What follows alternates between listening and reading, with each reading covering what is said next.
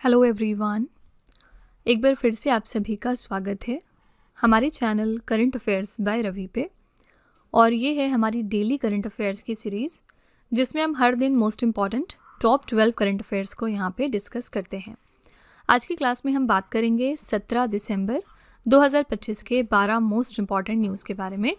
और फ्रेंड्स, अगर आप इनमें से किसी भी एग्ज़ाम की तैयारी कर रहे हैं तो आप हमारी इस सीरीज़ को ज़रूर कंसीडर करिएगा करंट अफेयर्स की प्रिपरेशन के लिए। डेफिनेटली आपको हमारे इस सीरीज़ से बहुत ज़्यादा हेल्प मिलने वाली है। आप खुद देखेंगे कि करंट अफेयर्स के सेक्शन में जो आपका स्कोर है वो बढ़ता जा रहा है और इस पर जो आपकी पकड़ है वो बेहतर होती जा रही है। ठीक है, तो विद दिस नोट चलिए शुरू कर लेते हैं आज की अपनी क्लास। और स्टार्ट करने से पहले बस एक छोटी सी इन्फॉर्मेशन है यहाँ पर आपके लिए।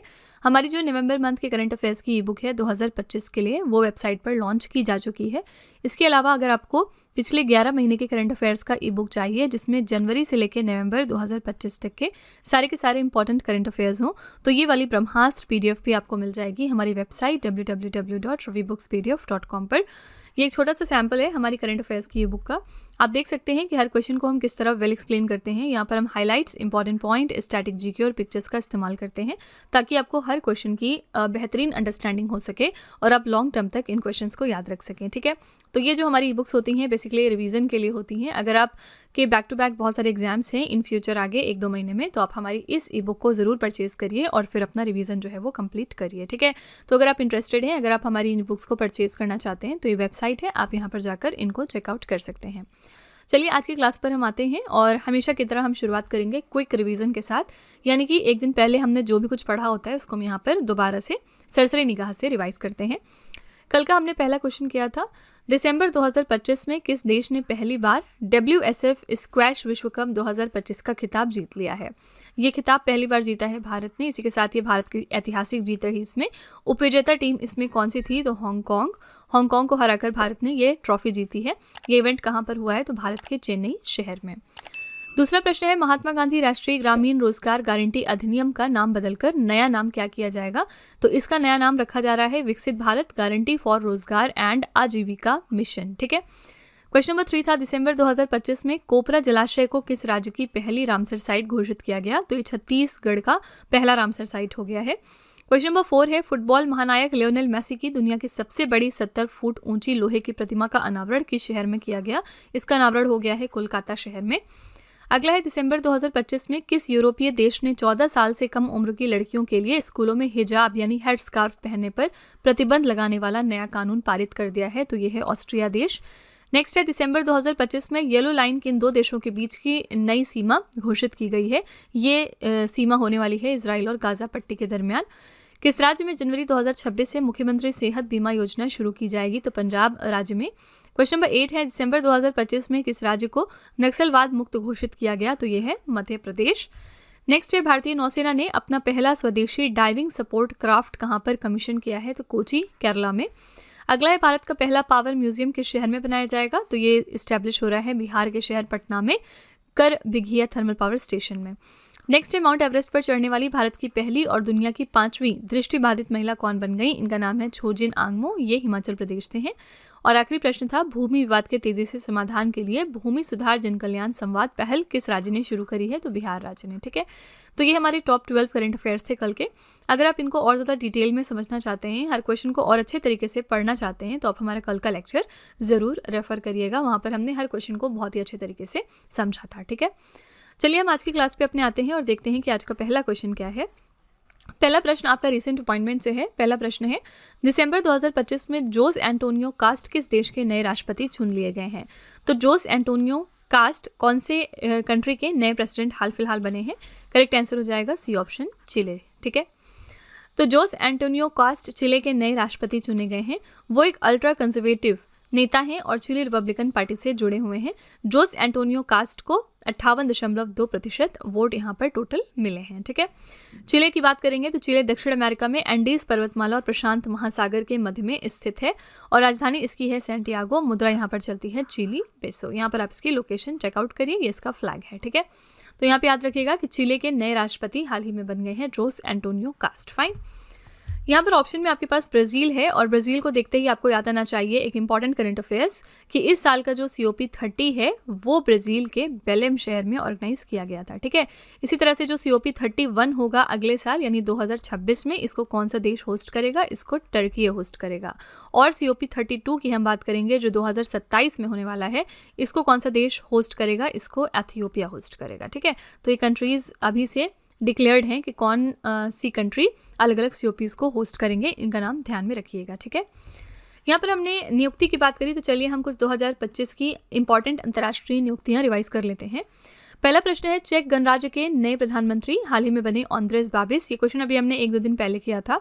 जापान की पहली महिला प्रधानमंत्री बन गई हैं साने तकाइची। देखिए कहीं पर भी अगर पहली बार महिला कोई अपॉइंट होंगी किसी पोजीशन पर तो वो क्वेश्चन आपके लिए डबल इंपॉर्टेंट है, ठीक है। नेपाल की पहली महिला प्रधानमंत्री बनी सुशीला कार्की। सिंगापुर के नए प्रधानमंत्री हैं लॉरेंस वोंग। मदागास्कर देश के नए राष्ट्रपति बने माइकल रैंडिनिरीना। कनाडा देश के नए प्रधानमंत्री हैं मार्क कार्नी। त्रिनिदाद और टोबैगो के नए प्रधानमंत्री हैं कमला प्रसाद बिसेसर। सर्बिया के नए प्रधानमंत्री बने ड्यूरो मैकुट। गैबोन देश के राष्ट्रपति बने हैं ब्राइस ओलिगुई गुएमा। इक्वाडोर के राष्ट्रपति बने हैं डैनियल नोबोआ। यमन के नए प्रधानमंत्री बन गए सलीम सोले बिन ब्रिक। आयरलैंड के 10वें राष्ट्रपति का नाम है कैथरीन कोनोली। बोलिविया के राष्ट्रपति बने रॉड्रिगो पास। सेशल्स के राष्ट्रपति बने हैं पैट्रिक हार्मनी। और कैमरून के राष्ट्रपति जो हैं ये दुनिया के सबसे उम्रदराज शासक बन गए हैं पॉल बिया, ठीक है। तो ये आपकी 2025 की मोस्ट इंपॉर्टेंट अंतर्राष्ट्रीय नियुक्तियां हैं, इनको आपको ध्यान में रखना होगा। क्वेश्चन नंबर 2 पे चलते हैं और ये क्वेश्चन नंबर 2 बहुत ही ज़्यादा इंपॉर्टेंट है आपके एग्जाम के पर्सपेक्टिव से। दिसंबर 2025 में भारत का 96 नंबर का रामसर स्थल किसे घोषित किया गया है? इंडिया को उसका 96 नंबर का रामसर साइट दिसंबर मंथ में मिल गया है और ये हमारी कौन सी साइट है? राजस्थान का सिलिसेड़ झील, ठीक है। ये बन गया है रामसर साइट और ये 96 नंबर का हमारा रामसर साइट है। पिछले 1-2 महीने से हम देख रहे हैं कि बैक टू बैक हमारी बहुत सारी साइट्स जो हैं वो रामसर साइट की लिस्ट में ऐड होती जा रही हैं। तो दिसंबर 2025 में भारत के 95 और 96 नंबर के रामसर स्थलों की घोषणा हो गई है, जिसमें राजस्थान की सिलिसेड़ झील को भारत का 96 नंबर का रामसर स्थल घोषित किया गया। छत्तीसगढ़ के बिलासपुर जिले के कोपरा जलाशय जिसके बारे में हमने अभी रिवीजन में पढ़ा था, इसको भारत का 95 नंबर का रामसर स्थल और छत्तीसगढ़ राज्य का पहला रामसर स्थल घोषित किया गया, ठीक है।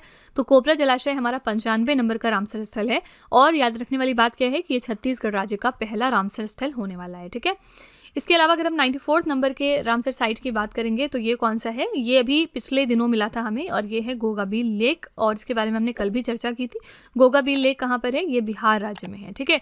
इसी के साथ ये बिहार का 6 नंबर का रामसर साइट है, यानी अब कुल बिहार राज्य में 6 रामसर साइट्स मौजूद हैं, ठीक है। इसमें से सबसे लेटेस्ट है गोगाबील लेक और ये 94 नंबर का हमारा रामसर साइट है। 95 नंबर का कौन सा है? 95 नंबर का है कोपरा जलाशय छत्तीसगढ़ का और 96 नंबर का है राजस्थान का सिलिसेड़ झील, ठीक है। तो ये फैक्ट्स आपको ध्यान में रखने हैं। क्वेश्चन नंबर 3 पे चलते हैं। दिसंबर 2025 में प्रेस क्लब ऑफ इंडिया की पहली महिला अध्यक्ष कौन बन गई हैं? प्रेस क्लब ऑफ इंडिया में अब तक कोई भी फीमेल प्रेसिडेंट अपॉइंट नहीं हुई थी। पहली बार हो रहा है कि यहाँ पर कोई फीमेल प्रेसिडेंट अपॉइंट हुई हैं और इनका नाम है संगीता बरुआ पिशारोती, ठीक है। बी ऑप्शन करेक्ट है। इनका पिक्चर यहाँ पर आप चेकआउट कर सकते हैं। वरिष्ठ पत्रकार संगीता बरुआ पिशरोटी को प्रेस क्लब ऑफ इंडिया की पहली महिला अध्यक्ष के रूप में चुन लिया गया है। नवनिर्वाचित पदाधिकारी देखते हैं। अध्यक्ष यहाँ पर हैं संगीता बरुआ पिशरोटी, उपाध्यक्ष हैं जतिन गांधी, महासचिव हैं अफजल इमाम, संयुक्त सचिव हैं PR सुनील और कोषाध्यक्ष हैं अदिति राजपूत, ठीक है। और ये निर्विरोध रूप से निर्वाचित हुई थी। प्रेस क्लब ऑफ इंडिया जो है इसकी स्थापना हुई थी 1958 में और इसका मुख्यालय है नई दिल्ली में। खास बात क्या है कि पहली बार इन्होंने अपना कोई फीमेल प्रेसिडेंट अपॉइंट किया है, नाम है संगीता बरुआ पिशारोती, ठीक है। मैंने आपको बार बार बताया है कि कहीं पर भी अगर कोई भी पोजीशन पर पहली बार कोई फीमेल अपॉइंट होंगी तो वो क्वेश्चन इंपॉर्टेंट हो जाएगा, इसलिए क्वेश्चन आपके लिए बहुत इंपॉर्टेंट है।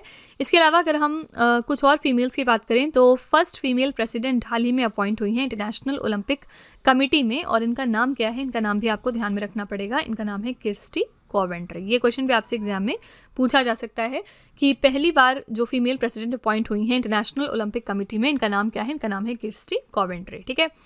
इसी तरह से पहली बार एक वुमेन है जो अब लीड करेंगी इंग्लैंड के चर्च को, चर्च ऑफ इंग्लैंड को, ठीक है। और इनका नाम भी आपसे एग्जाम में पूछा जा सकता है। इनका नाम है सारा मुल्लाली। अब तक क्या होता था? अब तक यहाँ पर जितने भी हेड्स होते थे चर्च में वो मेल होते हुआ करते थे, ठीक है। लेकिन पहली बार है कि किसी फीमेल को हेड बनाया गया है चर्च ऑफ इंग्लैंड में और इनका नाम है सारा मुल्लाली, ठीक है। क्वेश्चन नंबर 4 पे चलते हैं। केंद्र सरकार ने भारत की पहली पूर्ण डिजिटल जनगणना कब आयोजित करने की योजना को मंजूरी दे दी है। The central government has approved the plans to conduct India's first fully digital census. When is this planned to take place? तो ये जो हमारा फर्स्ट फुली डिजिटल सेंसस होने वाला है, जो अगला सेंसस होगा, ये कब होगा आपसे ये पूछा जा रहा है। करेक्ट आंसर है डी ऑप्शन, 2027 में। ठीक है, और ये पूरे तरीके से डिजिटल रूप से कंडक्ट किया जाएगा। तो 2027 में होने वाली जनगणना भारत की 16वीं और स्वतंत्रता के बाद 8वीं जनगणना होगी, जिसे केंद्रीय मंत्रिमंडल ने मंजूरी दे दी है। ये पूरी तरह से डिजिटल होने वाली है और इसको 2 चरणों में कंडक्ट किया जाएगा। 2026 में हाउस लिस्टिंग और फिर जनसंख्या गणना जो इसकी है वो फरवरी 2027 में होगी। इसके लिए बजट तैयार किया गया है 11,718 करोड़ रुपए का। और गृह मंत्रालय के तहत भारत का रजिस्ट्रार जनरल और जनगणना आयुक्त का कार्यालय इसका आयोजक होने वाला है। ठीक है, गृह मंत्रालय की बात करेंगे तो हमारे मिनिस्टर ऑफ होम अफेयर्स कौन है? मिस्टर अमित शाह। ठीक है, तो यहाँ पे याद रखिएगा कि 2027 में जो अगली जनगणना है हमारी, ये ऐसी पहली जनगणना होगी इंडिया की जो पूरी तरीके से डिजिटल रूप से कंडक्ट की जाएगी। ठीक है, यहाँ पे ऑप्शन में 2026 है। 2026 क्यों इंपॉर्टेंट है? क्योंकि ये जो साल है इसको यूनाइटेड नेशंस ने डिक्लेयर किया है as the international year of women farmer. ठीक है, हर साल कोई ना कोई चीज़ होता है, कोई ना कोई स्पेशल इवेंट हम रखते हैं। तो यूनाइटेड नेशंस ने 2026 को डिक्लेयर किया है as the international year of women farmer. ठीक है, यूनाइटेड नेशन का हेडक्वार्टर कहाँ पर है? न्यूयॉर्क शहर में। ठीक है, क्वेश्चन नंबर 5 पे चलते हैं। ग्लोबल एआई वाइब्रेंसी इंडेक्स 2024 में भारत को कौन सा स्थान मिला है? तो इंडिया की क्या रैंक है ग्लोबल एआई वाइब्रेंसी इंडेक्स 2024 में? यहाँ पर हमारी जो पोजीशन है वो तीसरी है। सी ऑप्शन आपका करेक्ट हो जाएगा। तो स्टैनफोर्ड विश्वविद्यालय द्वारा जारी global AI vibrancy tool report के अनुसार भारत दुनिया का तीसरा सर्वश्रेष्ठ एआई देश बन गया है और 2023 में भारत 7वें स्थान पर था और मात्र 1 वर्ष में वो 2024 में तीसरे स्थान पर पहुंच गया है। ठीक है, तो ये जो इंडेक्स है ये अनुसंधान एवं विकास, प्रतिभा, अर्थव्यवस्था, नीति एवं शासन और बुनियादी ढांचा जैसे 7 स्तंभों पर देशों की प्रतिस्पर्धात्मकता का आकलन करता है। ठीक है, शीर्ष 3 देश की बात करेंगे तो पहले पर आता है संयुक्त राज्य अमेरिका, दूसरे पर आता है इसमें चीन और तीसरे पर आता है भारत। यहाँ पर स्कोर याद रखने की आपको कोई ज़रूरत नहीं है। ठीक है, तो यहाँ पे करेक्ट आंसर है थर्ड।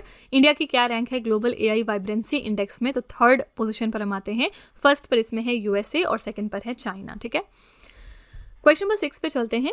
बीमा संशोधन विधेयक 2025 के अनुसार केंद्र सरकार ने भारतीय बीमा कंपनियों में प्रत्यक्ष विदेशी निवेश की सीमा को कितने प्रतिशत तक बढ़ाने के विधेयक को मंजूरी दे दी है? इंश्योरेंस अमेंडमेंट बिल 2025 के अनुसार मैक्सिमम परसेंटेज लिमिट अब क्या रखी गई है इंश्योरेंस कंपनीज के लिए सेंट्रल गवर्नमेंट के द्वारा? करेक्ट आंसर है सी ऑप्शन, 100%। ठीक है, तो विधेयक का नाम है बीमा संशोधन विधेयक 2025। केंद्रीय मंत्रिमंडल ने भारतीय बीमा कंपनियों में 74% से बढ़ाकर 100% तक प्रत्यक्ष विदेशी निवेश की अनुमति दे दी है। ठीक है, इसे बढ़ाने का प्रमुख उद्देश्य क्या है? व्यापार करने में आसानी को बेहतर बनाना और पूरे भारत में बीमा प्रसार को बढ़ावा देना। ठीक है, यहाँ पे करेक्ट आंसर है सी ऑप्शन, 100%। तो पहले ये वैल्यू जो है वो 74% हुआ करती थी, अब लेकिन 100% हो गई है। इंश्योरेंस की बात करेंगे तो एक फेमस बॉडी है LIC, life insurance corporation of India, और हाल ही में पिछले मंथ यानी नवंबर में यहाँ पर नए MD अपॉइंट हुए हैं। इनका नाम क्या है? इनका नाम ध्यान में रखिएगा क्योंकि ये रिसेंट अपॉइंटमेंट का क्वेश्चन है। इनका नाम है मिस्टर रामकृष्णन चांदेर। ठीक है, इनका नाम ध्यान में रखना है आपको। क्वेश्चन नंबर 7 पे चलते हैं। दिसंबर 2025 में यूनेस्को ने किस देश की वाजिंदिका नृत्य कला को अपनी संकटग्रस्त अमूर्त सांस्कृतिक विरासतों की सूची में शामिल कर लिया है? कौन सी कंट्री का ये डांस आर्ट है जिसको यूनेस्को ने ऐड करा है अपने list of intangible cultural heritage in need of urgent safeguarding की लिस्ट में? करेक्ट आंसर यहाँ पर हो जाएगा बी ऑप्शन, केन्या। ये केन्या का एक फेमस डांस आर्ट है। तो वाजिंदिका परंपरा केन्या के डेडा जनजाति के एक अनुष्ठानिक नृत्य संगीत रूप है जो उपचार, आध्यात्मिक संतुलन और सामुदायिक एकजुटता से जुड़ा हुआ है। दिसंबर 2025 में यूनेस्को ने 2 अन्य परंपरागत कलाओं या शिल्पों को भी अपनी संकटग्रस्त अमूर्त सांस्कृतिक विरासतों की सूची में जोड़ा है। पहला है यहाँ पर बोरिंदो, ये पाकिस्तान का परंपरागत वाद्य यंत्र है, और दूसरा है डोंग हो लोग वुड ब्लॉक प्रिंटिंग, ये वियतनाम की परंपरागत लकड़ी के ब्लॉक से छपाई हुई एक लोक कला है। ठीक है, तो ये 2 चीज़ों के अलावा तीसरा जो है वो आपका ये डांस है जो कि केन्या देश से जुड़ा हुआ है, यहाँ की डेडा जनजाति से रिलेटेड है। ठीक है, तो यहाँ पे करेक्ट आंसर है आपका बी ऑप्शन, केन्या देश। ओके, इसके अलावा अभी हाल ही में यूनेस्को ने हमारे यहाँ पे यानी इंडिया में एक हमारा फेस्टिवल है जिसको इन्होंने ऐड किया है अपने list of intangible cultural heritage of humanity में। ठीक है, तो ये अलग लिस्ट है, ये अलग लिस्ट है। ह्यूमैनिटी की लिस्ट में जो है कौन सा हमारा फेस्टिवल हाल ही में जुड़ा है, इसका नाम है दीपावली। ठीक है, तो आपसे पूछा जा सकता है कि कौन सा एक हमारा फेमस त्यौहार है जिसको यूनेस्को ने अपनी लिस्ट में इंक्लूड कर लिया है, तो आंसर है दीपावली। क्वेश्चन नंबर 8 पे चलते हैं। आर्ट एंड कैपिटल द्वारा वैश्विक पासपोर्ट रैंकिंग 2025 में भारत को कौन सा स्थान मिला है? इंडिया की क्या रैंक है ग्लोबल पासपोर्ट रैंकिंग 2025 में, जिसको कि रिलीज करता है art and capital? Correct answer यहाँ पर है सी ऑप्शन 67। ठीक है, तो आर्ट एंड कैपिटल के इंडेक्स में संयुक्त अरब अमीरात का पासपोर्ट 2025 में 179 के मोबिलिटी स्कोर के साथ दुनिया का सबसे शक्तिशाली पासपोर्ट बना हुआ है। तो आपको याद रखना है कि फर्स्ट पोजीशन पर इसमें कौन सा देश आता है? संयुक्त अरब अमीरात। ये रैंकिंग मोबिलिटी स्कोर पर आधारित होती है, जिसमें वीज़ा मुक्त और आगमन पर वीज़ा गंतव्यों की संख्या शामिल होती है। टॉप 3 देश की बात करेंगे, फर्स्ट पर आता है संयुक्त अरब अमीरात, दूसरे पर है सिंगापुर और स्पेन एक साथ, और तीसरे पर ये सारे देश एक साथ आते हैं, जिसमें कि Belgium, France, Sweden, Germany, Netherlands, Finland, Luxembourg, Italy, Denmark, पुर्तगाल, Switzerland, Greece, Austria, Malaysia, Norway, Ireland, दक्षिण कोरिया और जापान आते हैं। तो ये लिस्ट आपको बिल्कुल भी याद नहीं रखनी है, ये क्वेश्चन आपसे कभी नहीं पूछा जाएगा। बस आपको फर्स्ट वाला जरूर याद रखना है कि फर्स्ट पर कौन सा देश आता है, तो संयुक्त अरब अमीरात। इंडिया की रैंक यहाँ पर याद रखिएगा, इंडिया की रैंक है 67। ठीक है, तो अलग अलग जो ऑर्गेनाइजेशंस हैं वो अपने पासपोर्ट की रैंकिंग को जारी करती हैं। पिछले दिनों हमने हेनले पासपोर्ट इंडेक्स के बारे में भी पढ़ा था, और ये जो क्वेश्चन है एग्जाम में बहुत पूछा जाता है। हेनले पासपोर्ट इंडेक्स में हमारी रैंक कितनी है? 85। ये बात ध्यान में रखना है आपको। ठीक है, और इनके मुताबिक जो सबसे स्ट्रॉन्गेस्ट पासपोर्ट है वो किस देश का है? तो वो सिंगापुर देश का है। ठीक है, सिंगापुर को फर्स्ट पोजीशन पे इन्होंने रखा है। 193 कंट्रीज में इनका वीज़ा फ्री आगमन क्योंकि होता है। ठीक है, तो इंडिया की रैंक याद रखिएगा 85, और फर्स्ट स्थान पर कौन सी कंट्री आती है? तो सिंगापुर। क्वेश्चन नंबर 9 है, दिसंबर 2025 में कोयले के औद्योगिक उपयोग और निर्यात को आसान बनाने के लिए केंद्र सरकार ने किस नई नीति या विंडो की मंजूरी दे दी है? तो कौन सी एक नई पॉलिसी या विंडो है जिसको सेंट्रल गवर्नमेंट ने अप्रूव किया है to facilitate the industrial use and export of coal? Correct answer यहाँ पर हो जाएगा कोल सेतु विंडो। ठीक है, बी ऑप्शन आपका बिल्कुल करेक्ट है। ये नीति कोयला लिंकेज के लिए नीलामी की एक नई प्रणाली है, जिसे मौजूदा नॉन रेगुलेटेड सेक्टर लिंकेज नीलामी नीति 2016 में एक अलग विंडो के रूप में जोड़ा गया है।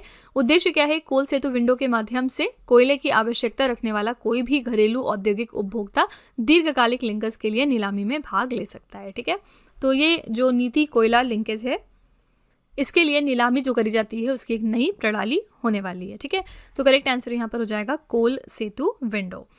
कोल की यहाँ पर बात करेंगे तो सबसे ज़्यादा कोल जो है वो कौन सा देश प्रोड्यूस करता है? तो चाइना। पूरी दुनिया में जितना कोल प्रोड्यूस होता है उसका 50% लगभग चाइना अकेले प्रोड्यूस करता है, और सेकंड पोजीशन पर इसमें आता है इंडिया। ठीक है, इंडिया में भी देखेंगे अगर स्टेट्स में, तो सबसे ज़्यादा जो कोल है वो कौन सा राज्य प्रोड्यूस करता है? तो वो है झारखंड। ठीक है, क्वेश्चन नंबर 10 पे चलते हैं।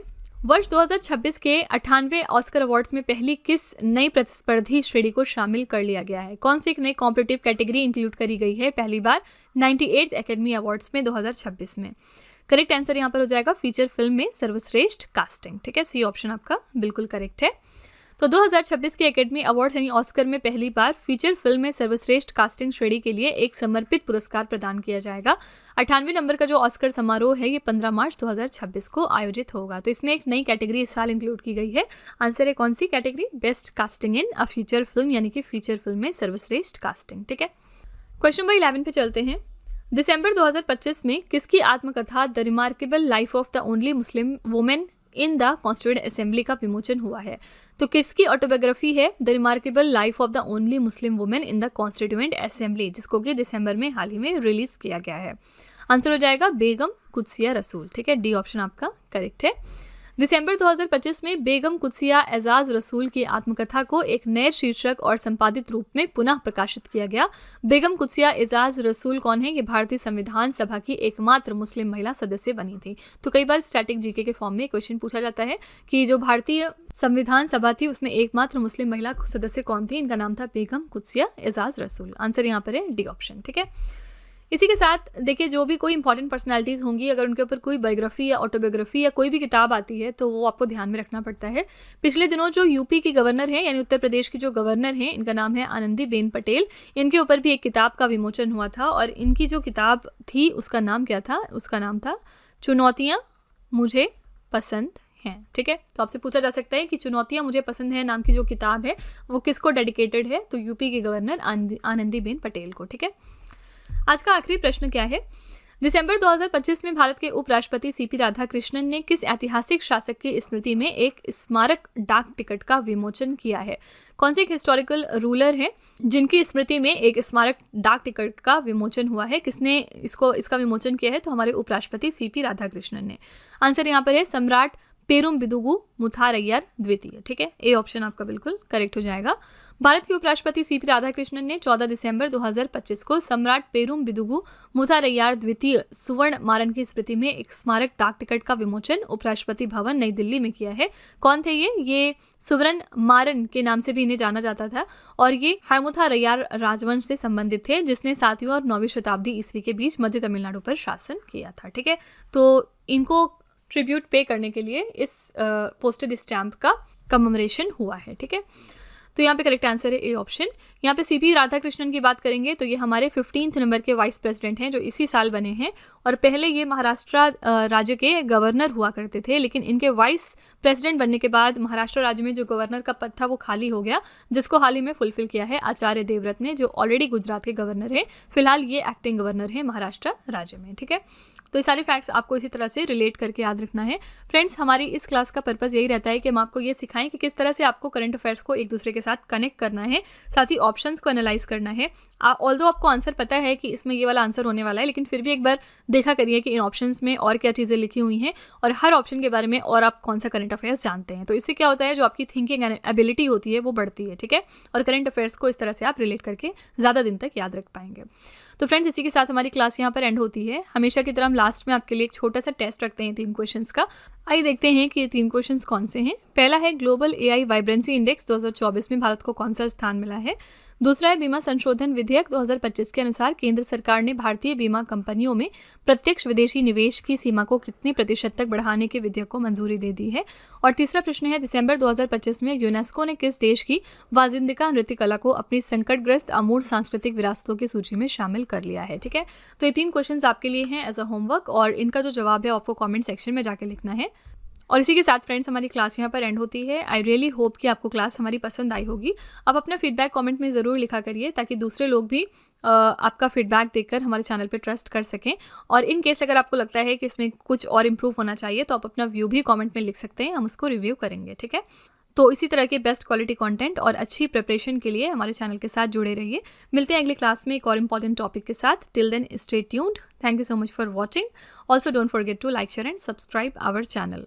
फ्रेंड्स, यहाँ पे वीडियो को एंड करने से पहले मैं आपको एक छोटी सी इन्फॉर्मेशन दे दूँ कि अगर आप इंग्लिश मीडियम में ज़्यादा कंफर्टेबल हैं, यानी कि अगर आप करंट अफेयर्स को और स्टैटिक जीके को इंग्लिश मीडियम में पढ़ना प्रेफर करते हैं, तो इसके लिए आप हमारे चैनल रवि अदिति क्लासेस को सब्सक्राइब कर सकते हैं। इसके अलावा अगर आपको बुक्स चाहिए प्रिंटेड फॉर्मेट में तो ये आपको मिल जाएगी हमारी वेबसाइट www.raviaditipublication.com पर, और ये आपके घर तक भी डिलीवर की जाएंगी। तो फिलहाल आपके लिए हमने लॉन्च किया है जीएस का 1 लाइनर 25,000 प्लस एग्जाम फैक्ट का बुक, जहाँ पर सभी इंपॉर्टेंट क्वेश्चंस को हमने कवर किया है। साथ ही यहाँ पे आपको जनरल साइंस, जीके और एनसीईआरटी के नोट्स वगैरह भी मिल जाएंगे। इसके अलावा अगर आपको ई बुक्स चाहिए तो ये आपको ईमेल के थ्रू इंस्टेंटली डिलीवर की जाएगी और ये मिलेगी आपको हमारी वेबसाइट www.ravibooks.pdf.com पर। तो यहाँ पर आप देख सकते हैं कि जनवरी से लेकर मई यानी कि लास्ट 5 मंथ का करंट अफेयर्स का ई बुक हमने लॉन्च किया है आपके लिए। इसके अलावा मंथली और ईयरली ई बुक्स भी मिल जाएंगी। साथ ही 11,000 प्लस जीके जीएस का बुक भी आपके लिए अवेलेबल किया गया है। ठीक है, तो अगर आपको इनमें से कोई भी ई बुक चाहिए तो इस वेबसाइट पर जाके आप इनको परचेज कर सकते हैं। साथ ही ये हमारा मोबाइल एप्लीकेशन है जिसका नाम है रवि स्टडी ऐप। अगर आपको इस वीडियो का फ्री पीडीएफ चाहिए तो आप यहाँ पर जाके इसको डाउनलोड कर सकते हैं। इस एप्लीकेशन में और भी चीज़ें हैं आपके लिए, जैसे कि जीएस की टेस्ट सीरीज, करंट अफेयर्स के नोट्स, यूट्यूब के वीडियो नोट्स, करंट अफेयर्स की ई बुक्स, जीके जीएस की ई बुक्स एटसेट्रा। ठीक है, तो आप इस एप्लीकेशन को डाउनलोड करके फर्दर एक्सप्लोर कर सकते हैं। और सभी वीडियोस और ई बुक से रिलेटेड जो अपडेट्स हैं वो आपको मिलेगी हमारे Telegram channel current affairs by Ravi पर। तो इसको भी आप ज़रूर ज्वाइन कर लीजिएगा जिससे कि आप हमारे सारे न्यू लॉन्चेस से अपडेटेड रहें। ठीक है।